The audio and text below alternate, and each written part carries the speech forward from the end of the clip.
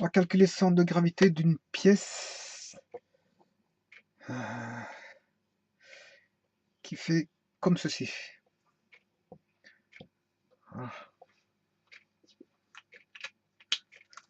Sachant qu'on avait déjà calculé une pièce qui faisait comme ceci, on avait calculé le centre de gravité donc du carré moins le centre de gravité du triangle, bien sûr, suivant les coordonnées x et y. On peut faire la même démarche pour cette figure-ci, en prenant le carré ici, moins le triangle ici. Mais c'est pas ce que je vais faire comme pratique.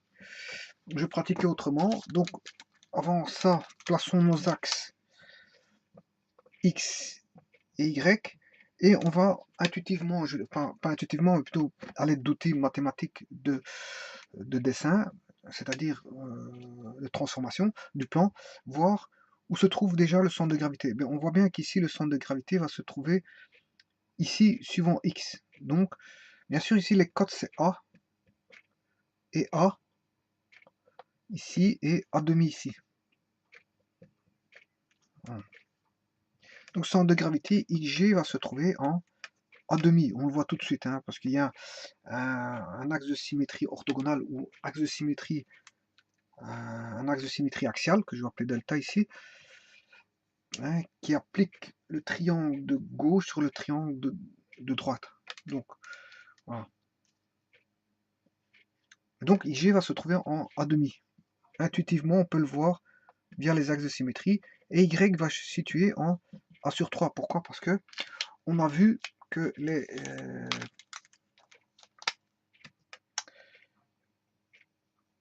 point de concours des médianes, hein, il suffit de l'intersection de deux médianes, se trouve au tiers du triangle. Donc ici, on aura A sur 3, là, A sur 3. Mais si j'ai A sur 3 ici, pour le triangle suivant, j'aurai A sur 3 ici. Mais si j'ai A sur 3 là, ça veut dire que j'ai 2 A sur 3 ici. Ou 2 tiers. Voilà. Si j'ai 1 tiers ici, j'ai 2 tiers ici. J'ai 1 tiers, 2 tiers, 2 tiers. Du segment. On va prouver tout ça par calcul. Donc on a trouvé intuitivement où serait le centre de gravité. Il se trouverait en ici, exactement ici, en A sur 3, A demi A sur 3, en coordonnées A demi A sur 3. Voilà le centre de gravité G. Mais on va faire le calcul, on va prouver vite ça par calcul. C'est assez simple.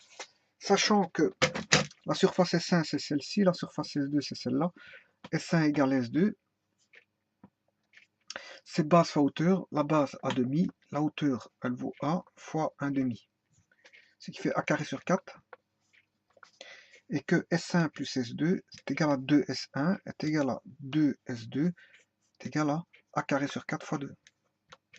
Ce qui fait A carré sur 2. Bon, on va calculer ça pour trouver le centre de gravité.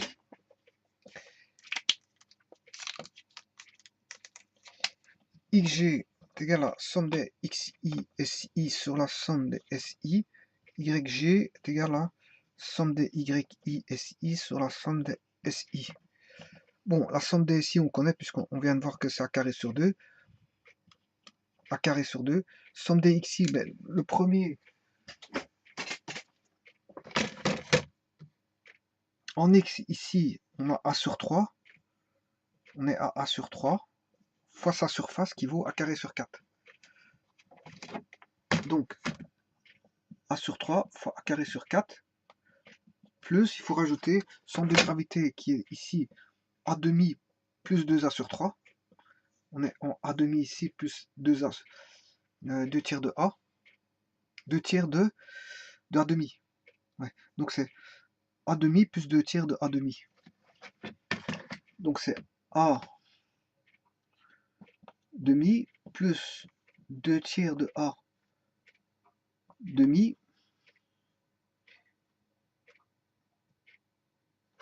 Oui, ici c'est pas 2A sur 3, c'est 2 tiers de A demi. C'est 2 tiers de A demi. On est aux 2 tiers en fait, c'est ça que je voulais dire, aux 2 tiers de ceci.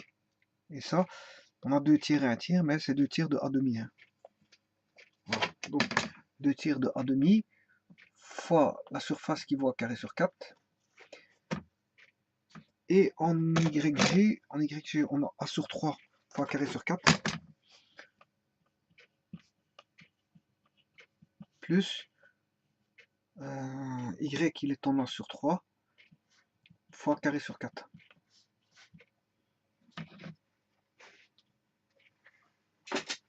On va faire nos calculs. Donc je vais tout simplifier par ici. Pour avoir A carré sur 4, je peux multiplier par 2. Voilà. Et comme ça, j'ai A carré sur 4. 2 fois A carré sur 4 me donne A carré sur 2. Voilà, ça, c'est A carré sur 2. Voilà. Donc comme ça, pourquoi je fais ça? Pour simplifier, A carré sur 4, A carré sur 4, A carré sur 4. Donc, j'aurai A sur 3 plus A demi plus 2 tiers de A demi. Les deux 2 ici vont tomber. Le tout divisé par 2. Hein. Ce qui fait A sur 3 plus 1 demi plus 1 tiers.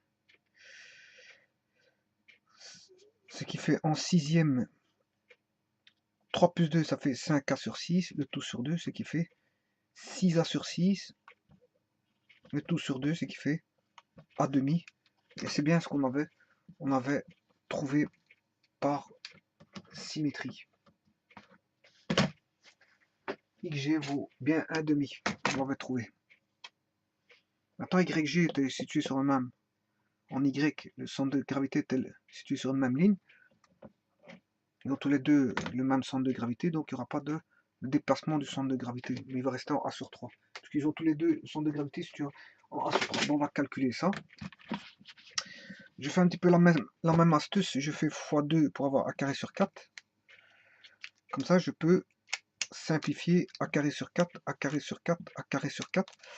Et donc avoir, on a A sur 3 plus A sur 3, ce qui fait 2A sur 3. Le tout divisé par 2, ben on a A sur 3. Donc YG vaut A sur 3. Voilà, merci.